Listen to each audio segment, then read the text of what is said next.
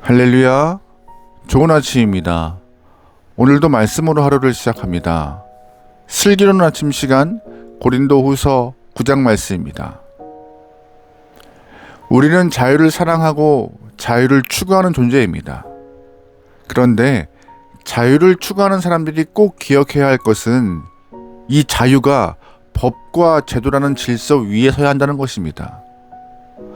법과 제도를 벗어난 자유는 개인의 방종으로 흐를 수밖에 없기 때문에 나의 자유가 다른 사람의 자유를 침해하는 것이라면 그런 자유는 제한받아야 마땅하죠. 우리의 헌법에도 개인의 자유가 타인의 자유를 침해하지 못하도록 제한하고 있습니다. 여러분, 신앙생활도 마찬가지예요. 교회 공동체에서 우리는 자유로운 존재입니다. 하나님은 우리에게 자유의지를 주셔서 자유롭게 삶을 영위하도록 창조하셨어요. 하지만 하나님은 자유와 동시에 책임도 요구하고 계심을 꼭 기억해야 합니다. 하나님의 말씀은 신앙생활의 기준이며 원리입니다. 그래서 교회 안에서 일어나는 모든 일은 말씀의 원리 안에서 이루어져야 해요. 말씀의 기준이 아닌 개인의 기준으로 신앙생활을 하는 순간 우리는 죄를 범할 수밖에 없습니다. 성도들이 교회에서 가장 시험에 들기 쉬운 문제가 바로 헌금인데요. 헌금은 말씀의 원리에 의하여서 해야 돼야 하는 것입니다. 만약 하나님의 말씀에 근거하지 않는 헌금을 교회가 요구한다면 그것은 심각한 문제입니다.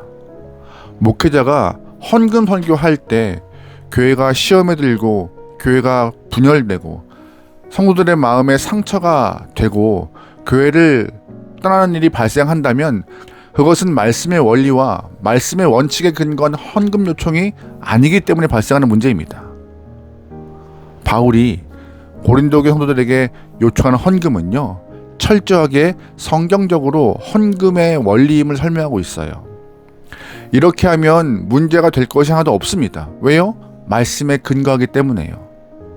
오늘 본문 말씀을 통하여서 헌금의 원리가 어떠한지, 우리는 어떠한 원리 위에서 하나님께 헌금을 드려야 하는지 살펴보도록 하겠습니다.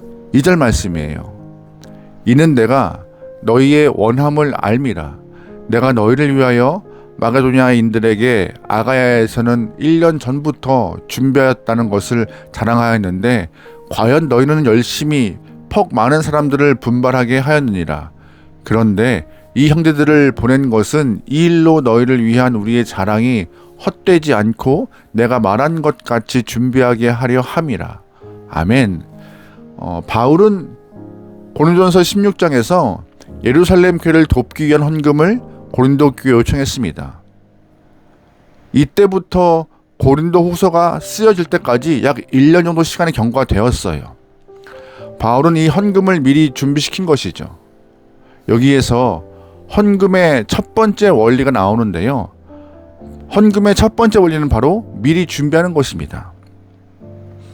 예배를 드리기 직전 주머니를 뒤져서 있으면 하고 없으면 하는 것이 헌금 아닙니다. 여러분 잘 기억하셔야 합니다. 준비를 하는 사람이 유익을 누리는 거예요. 기도로 준비하면서 물질은 하나님의 것임을 깨닫고 마음을 담아서 주 앞에 드릴 때 하나님이 기뻐하십니다. 창세기 4장을 보면은요, 가인과 아벨의 제사 이야기가 등장합니다. 말씀을 보면 하나님께서 아벨과 그 제물을 받으셨으나 가인과 그 제물을 받지 않으셨다라고 기록되어 있어요. 말씀에서 하나님은 예물만 받으신 것이 아니라 각 사람 또한 제물을 드리는 그 사람의 인격까지 받으심을 확인할 수 있습니다. 그러므로 우리는 준비된 예물을 드려야 하며 우리의 인격도 함께 드려서 하나님이 기뻐하시는 제물을 헌금을 해야 할 것입니다. 두 번째 헌금의 원리는 무엇이냐? 준비하여 드린 예물은 주변 사람들에게 선한 영향력을 끼친다는 것입니다. 바울은요, 고린도 교회가 예루살렘을 위해 헌금을 준비하고 있다는 그 이야기를 마게도냐 지역 성도들에게 전달하였고 마게도냐 지역 사람들은 그 얘기를 듣고 분발하게 되었다라고 말하고 있습니다. 유럽 북부 지역인 마게도냐와 유럽의 남부 지역에 있는 아가야 지역은 상당한 거리가 있는 곳입니다. 그런데 고린도 교회가 예루살렘 교회를 위하여서 헌금을 준비하고 있다는 이 소문이 마게도냐 지역의 교회까지 영향을 주고 있는 것을 보면서 참 감동이 되고 있는 부분입니다. 빌립보 교회, 데살로니가 교회, 베레아 교회 성도들은 고린도 교회 성도들이 1년 전부터 준비하고 있다는 사실에 은혜 받고 도전받고 있던 것이에요. 여러분, 준비하여 드린 헌금은요, 이렇게 강한 영역이 있습니다. 헌금의 세 번째 원리는 하나님이 풍성하게 하신다는 것입니다. 10절 말씀이에요. 심는 자에게 씨와 먹을 양식을 주는 이가 너희 심을 것을 주사 풍성하게 하시고 너희 의의 열매를 더하게 하시리니. 아멘. 헌금을 드리는 자를 하나님께서 풍성하게 하실 것이라 말씀하십니다. 이 말씀의 속뜻은 헌금은요, 사람에게 하는 것이 아니라 누구에게요? 하나님께 드리는 것이라는 속뜻이 있는 것입니다. 하나님께서 받으시고 우리 형편을 살펴 인생을 풍성하게 해주실 것이라는 믿음으로 헌금을 드리는 것이 말씀의 원리입니다. 헌금은요, 교회나 사람에게 하는 것이 아닙니다. 헌금은 하나님께 드리는 것입니다. 헌금의 네 번째 원리는 이 헌금이 봉사의 직무라는 사실입니다. 12절 말씀입니다. 이 봉사의 직무가 성도들의 부족한 것을 보충할 뿐 아니라 사람들이 하나님께 드리는 많은 감사로 말미암아 넘쳤느니라. 아멘. 헌금을 봉사의 직무라고 표현하고 있습니다. 여러분, 헌금은요, 상호 보완적인 성격을 갖고 있습니다. 이 이야기는 이미 8장에서 언급을 해드렸어요. 예루살렘 교회 성도들이 당한 기근을 돕기 위하여서 모든 교회들이 함께 마음을 모아 드리는 이 헌금이야말로 이미 헌금의 성격이 규정되어 있는 것이죠. 우리의 단체, 우리의 공동체를 위한 것이 아니라 멀리 있는 지역의 교회를 위하여서 헌금을 하고 그 헌금을 통하여서 교회 안팎의 영혼들을 살피는 그 모습들, 또한 도움받은 교회가 조금 더 성편이 좋아지고 나아지면 그 또한 다른 교회를 향하여서, 다른 영혼을 향하여서 헌금을 드려 보살피고 주의 마음을 전달하라는 그 모습들이 이 헌금의 상호 보완적인 성격을 보여주고 있는 것이죠. 헌금은요, 하나님께 드리는 것입니다. 그래서 교회가 잘 살펴서 교회 안과 밖에 있는 가난하고 어려운 자들에게 나누어 주는 그런 성격을 가지고 있음을 꼭 기억하셔야 해요. 여기에서는 집행하는 사람들의 지혜가 요구되고 있습니다. 교회 안에 가난한 사람들도 있고 교회 밖에 구제해야 될 사람들도 있습니다. 눈 감아버리고 교회 시설을 확충해버리는 일에만 헌금을 사용하는 것은 옳지 않습니다. 교회 안에 힘든 자들, 헐벗은 자들, 물질 때문에 생명의 위협을 느끼고 있는 영혼들을 위하여서 헌금이 사용되어야 한다는 뜻임을 꼭 기억하셔야 합니다.